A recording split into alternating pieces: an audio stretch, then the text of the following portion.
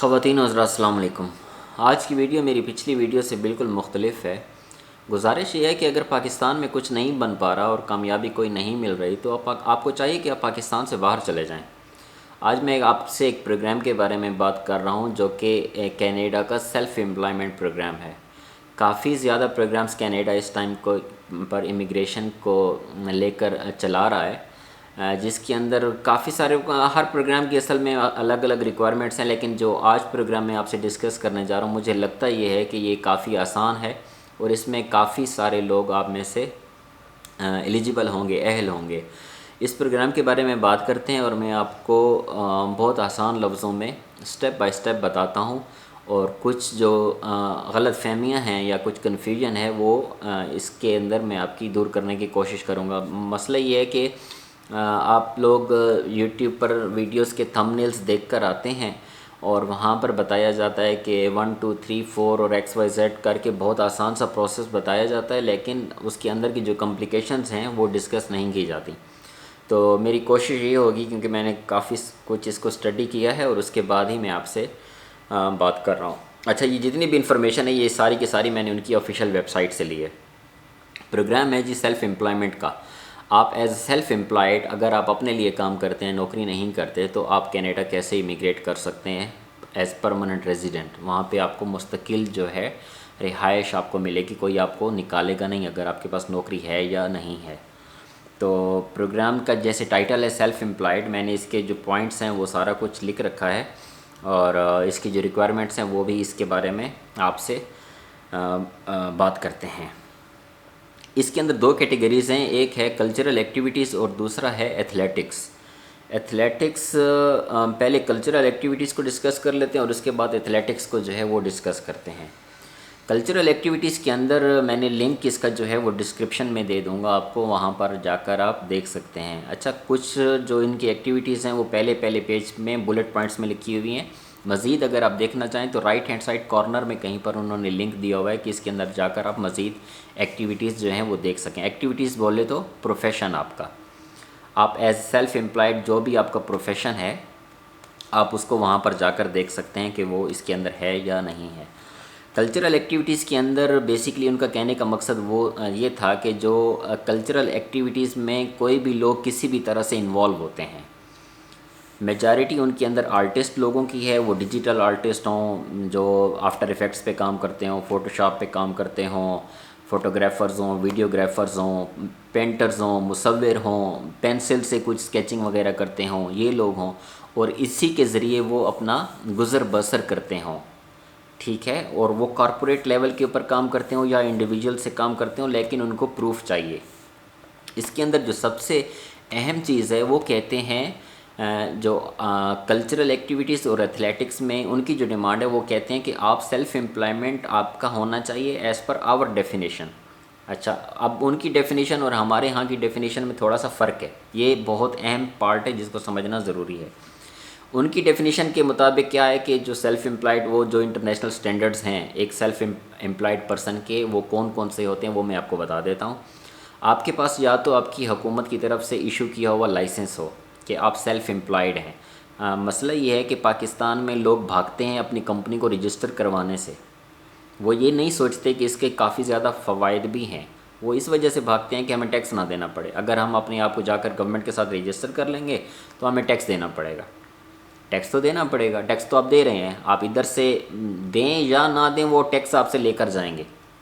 اگر آپ ایک پرومیننٹ بزنس مین بن جائیں یا ایک فری لانسر بن جائیں تو بھی اگر آپ کافی زیادہ مشہور ہو گئے ہیں تو وہ آپ کو بلا کر ٹیکس تو آپ سے لیں گے، وہ چھوڑنے والے تو نہیں ہیں۔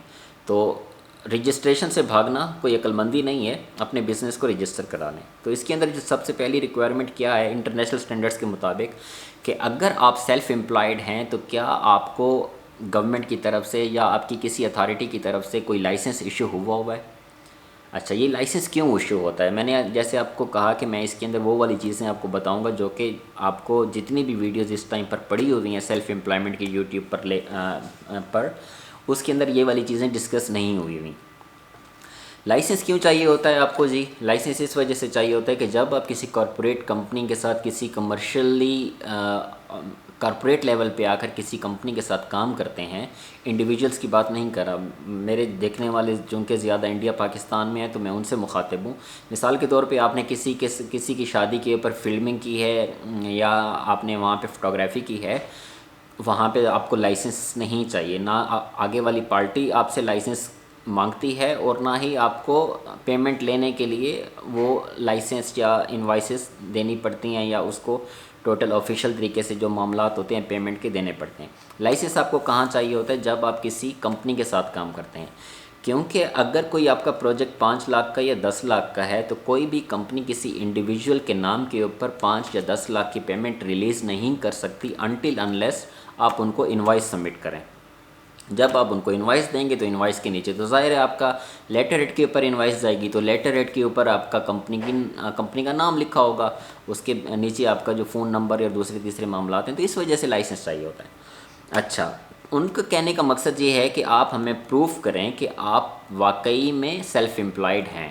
تو سیلف امپلائمنٹ کی ایک تو جو میں نے آپ کو اس کو آپ کو جسٹیفائی کرنے کا ایک طریقہ یہ بتایا ہے کہ آپ کے پاس لائسنس ہو گورنمنٹ کی طرف سے دیا ہوا کہ آپ اپنی ذات کے لیے کام کرتے ہیں، اور آپ کی کچھ پیمنٹس جو آپ کے بینک اکاؤنٹ میں آتی ہیں وہ ریفلیکٹ ہو رہی ہوں کہ آپ نے مثال کے طور پہ کمپنی NLC، آپ نے NLC کے لیے کوئی ویڈیوگرافی کا کام کیا ہے تو NLC نے آپ کو پیمنٹ دی ہے، یہ پیمنٹ کی آپ کے پاس بینک سٹیٹمنٹ میں وہ اماؤنٹ ریفلیکٹ ہوا ہے، اور آپ نے کچھ کوٹیشنز یا کچھ انوائسز یا جو آپ کی ڈیل ان کے ساتھ ہوئی ہے وہ آپ کی اس طرح سے آپ جسٹیفائی کر سکتے ہیں اس کو۔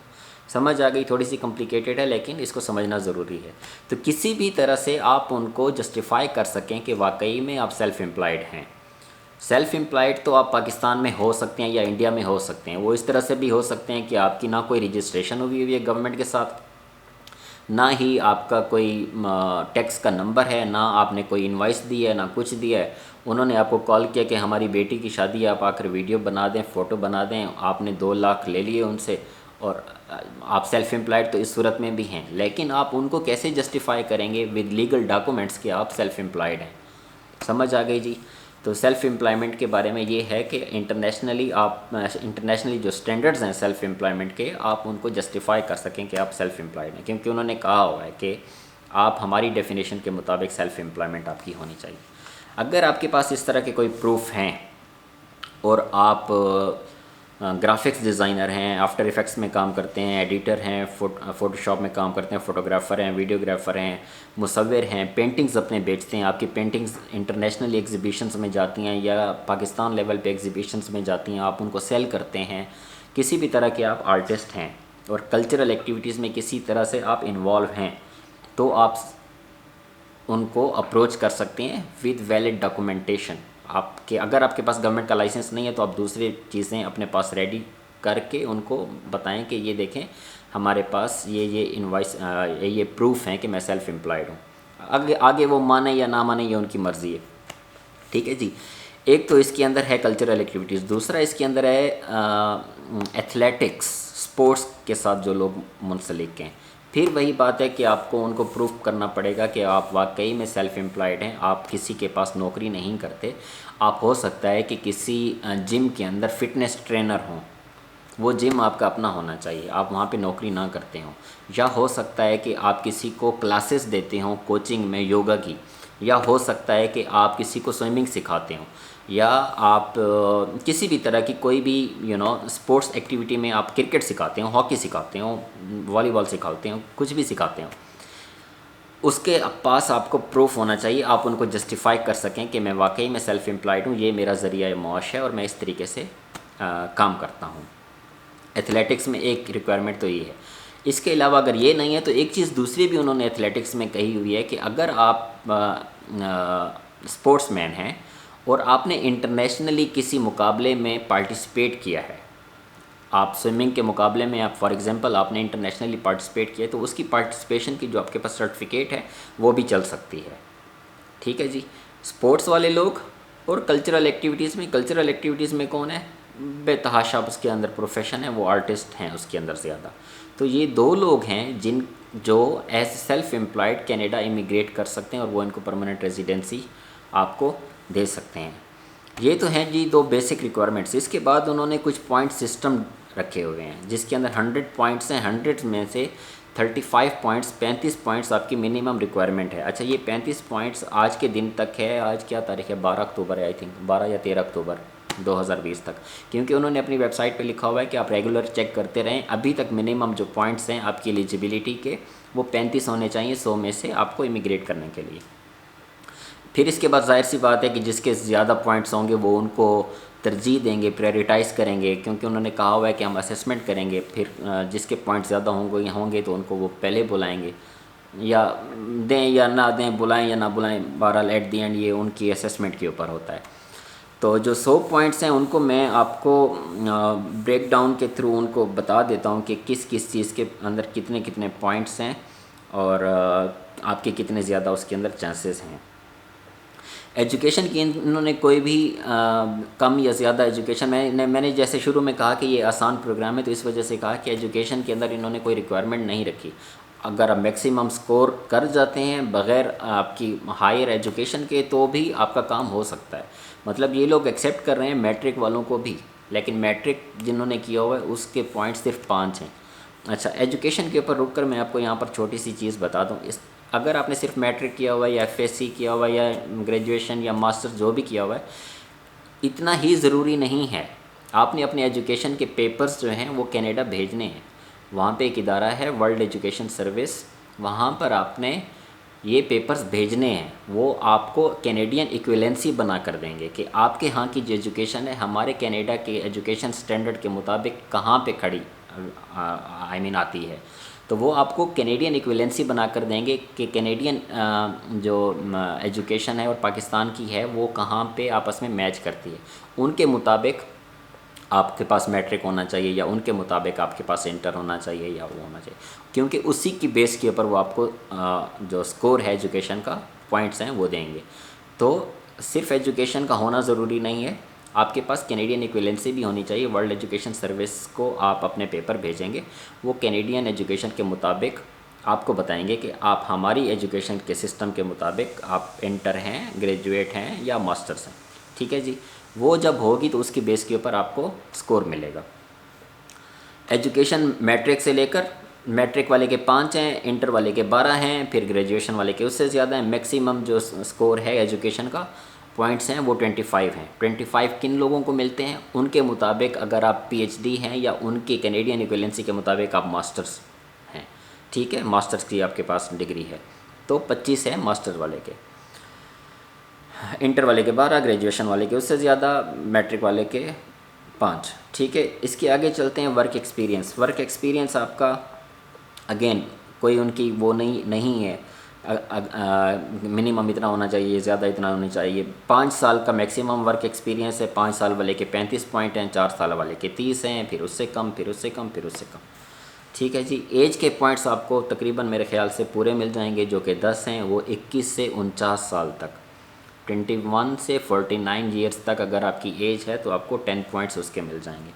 پھر لینگویج ہے، لینگویج کے انہوں نے یہ نہیں کہا ہے کہ آپ کے اگر آئلٹس میں اتنے بینڈز ہوں۔ اچھا یہ لینگویج کیا ہے؟ لینگویج بھی آپ کو سرٹیفکیٹ چاہیے ہوگی IELTS، یہ آپ کو کرنا پڑے گا اور اس کی ویلیڈیٹی جو ہے وہ 2 سال تک ہوتی ہے۔ اچھا جو اوپر جو میں نے آپ کو ECA بتایا ایجوکیشن کریڈینشیل اسیسمنٹ، جو آپ کے ایجوکیشنل ڈاکومنٹس کی ہوگی، اس کی ویلیڈیٹی 5 سال ہوتی ہے۔ آئلٹس کی ویلیڈیٹی 2 سال تک ہوتی ہے امیگریشن کے لیے، ٹھیک ہے جی۔ تو انہوں نے کہا ہے کہ جو لینگویج کے پوائنٹس ہیں انگلش کے وہ میکسیمم 24 ہیں، یہ ہم اسیس کریں گے کہ آپ کو کتنے دینے ہیں، آپ کے وہ آئلٹس کے سکور کے مطابق وہ لوگ خود اسیس کریں گے کہ آپ کو 24 میں سے کتنے پوائنٹس دینے ہیں۔ اس کے بعد اڈیپٹیبلٹی ہے، اگر آپ کی جو اہلیہ ہیں یا اگر خاتون اپلائی کریں ہیں تو ان کا ہسبینڈ ہے، ان کی ایجوکیشن کیا ہے، ان کی بھی اگر جو ECA ہے ایجوکیشنل کریڈینشیل اسسمنٹ رپورٹ اگر آپ کے پاس ہے تو اس کے مطابق جو سکور ہوگا، پوائنٹس ہوں گے، وہ آپ کو آپ کے ہسبینڈ کے یا وائف کے جو ہیں وہ بھی آپ کو مل سکتے ہیں۔ تو ٹوٹل جو اس کا منیمم سکور کرنا ہے وہ 35 ہے اور میکسیمم اس کا 100 ہے۔ تو آپ اس کی بیس کے اوپر جا کر میں لنکس ڈسکرپشن میں دے دوں گا، آپ اس کو دیکھ لیجئے کہ آپ کا سکور کتنا بنتا ہے، اور یہ ساری کی ساری اگر آپ کے پاس چیزیں موجود ہیں تو آپ اپلائی کر سکتے ہیں کینیڈا میں۔ اچھا اس کے بعد ان کے یہ اور ریکوائرمنٹ ہے، وہ نارمل سی ریکوائرمنٹس ہوتی ہیں جو میڈیکل فٹنس رپورٹ ہے، پولیس کی رپورٹ ہے، وہ آپ کو دینی پڑے گی، آپ نے کہاں کہاں پہ کام کیا ہوا ہے، کچھ بینک سٹیٹمنٹس، اس کے جتنے بھی ریلیٹڈ ڈاکومنٹس آپ کے ہیں وہ آپ کو سارے کے سارے دینے پڑیں گے۔ یہ جو اپلیکیشن ہے یہ ایک پیکیج کی صورت میں جائے گی، ایک پیپرز کا بنڈل جائے گا ان کے ایک پوسٹل ایڈریس کے اوپر۔ یہ آن لائن اپلیکیشن نہیں ہے، اور اس کی فیس جو ہے وہ $2000 ہے، جو کہ ریفنڈیبل نہیں ہے۔ اس کا ڈیسیجن انہوں نے لکھا تھا کہ 18 مہینے تک آئے گا، پہلے بھی آ سکتا ہے۔ تو یہ میں چھوٹی چھوٹی سی چیزیں آپ کو آگے جا کر یہ بتا رہا ہوں کہ اس کے اندر کیا کیا ہے، اور سمپل سا پروسیس ہے، اپلیکیشن جائے گی 18 مہینے کے اندر آپ کو یس اور نو کا رزلٹ جو ہے وہ دے دیں گے۔ بس اتنا سا ہے۔ اگر آپ کو نہیں بن رہا ہے پاکستان میں کچھ تو آپ اس طرف بھی دیکھیں، اس طرف سے کوشش کر کے دیکھیں کہ ہو سکتا ہے اللہ مددگار ہے۔ اگر ایک جگہ پہ رزق نہیں ہے تو آپ ہجرت کر جائیں، اللہ مسبب الاسباب ہے، اللہ سب کو یہ جو فائنینشیل پرابلمز ہیں ان سے بچا کے رکھے، کیونکہ یہ بہت بڑی پرابلمز ہوتی ہیں۔ اگلی ویڈیو تک کے لیے مجھے اجازت دیں، اللہ حافظ۔